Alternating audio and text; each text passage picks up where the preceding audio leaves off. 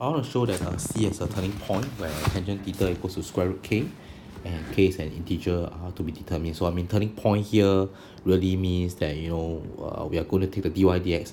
So from part 1 we have showed that our dy dx is equals to 2 cotangent theta minus tangent theta, right? So this is from part 1 earlier, and we want to show that it's a turning point. So for stationary point, basically we know that dy dx has to be 0.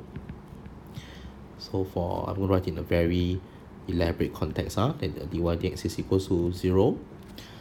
This means that our friend here, 2 cotangent theta minus the tangent theta would be equals to 0 as well.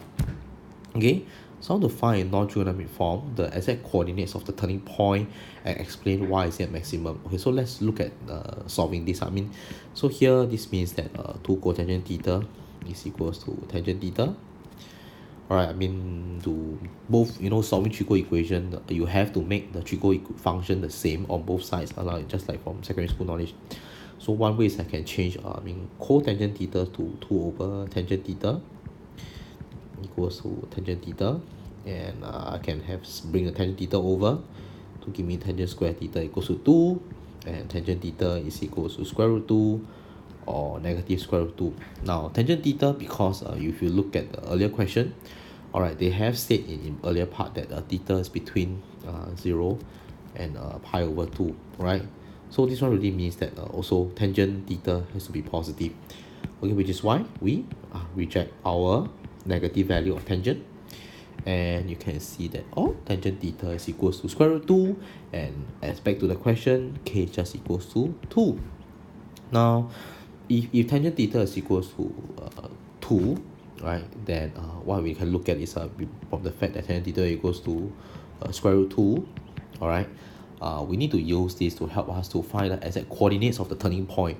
Now back to the parent equation, right, that our curve C, right, has the parametric equation sine cube theta and y is equals to 3 sine square theta cosine theta. We are supposed to use this information to help us find the coordinates of turning point. So we need to find basically x and y.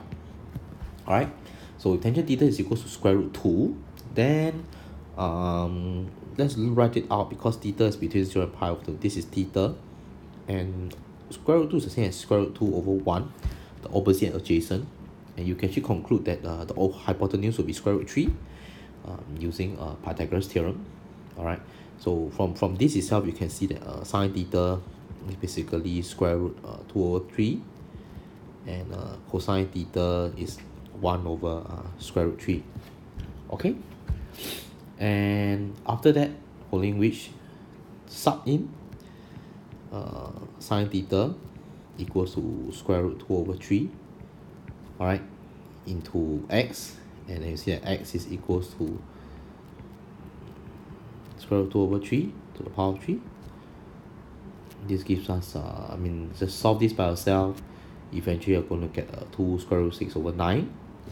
I'll leave the calculation to you. Y, just sub 3 sine square cosine theta. Cosine theta is basically 1 over square root 3. Right, 1 over square root 3. Okay, and I'll leave this to calculate to you. And you have the calculation to you. That is 2 square root 3 over 3. Alright, so you can use the first derivative test or the second derivative test.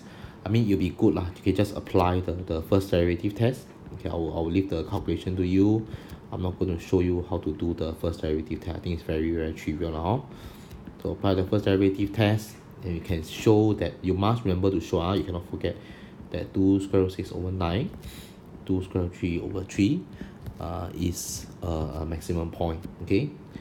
Okay, you must apply the first derivative in order to show maximum point.